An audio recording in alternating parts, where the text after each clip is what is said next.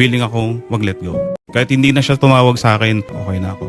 Hindi na bago sa pandinig natin. Issue na to na tungkol kay Shera Diwan, 30-year-old. Dahil sa ito ay nawawala, meron na rin silang pabuya na mahigit 150 sa makakapagturo sa makakahanap sa kanya. Di naman natin lingid sa kaalaman natin na nawala siya nitong December 10, 2025 at hanggang sa kasalukuyan ay hindi pa rin nahanap. Kaya nga, nag-post at nananawagan ang pamilya, mga mahal sa buhay nito, sa maikling pahayag na ganito ang nabanggit sa social media. Our family is waiting for you. Have seen her, pass by her, or heard anything at all. Please let us know. Yan yung binanggit sa social media. Narito nga ang pahayag sa mga panayam sa quarter sa QC PD District at ito ang kanyang banggit. It appears that Miss Sherawan has been experiencing emotional distress and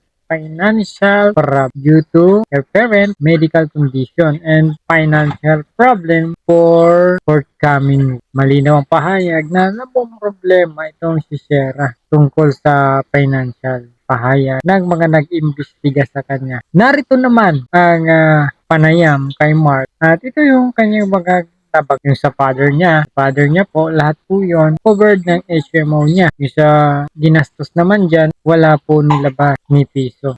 Kung sa kasal naman po namin, kaya nga po namin pinlano, sobra-sobra po kami ng budget. Yan yung mga pahayag niya. Pansinin nyo, itong vibes ni Shera, no? Pansin nyo naman, talagang okay na okay pa patungkol dyan sa mga pinopost niya sa kanyang social media. Meron namang post, siguro ay napansin niya yung suot, ganon.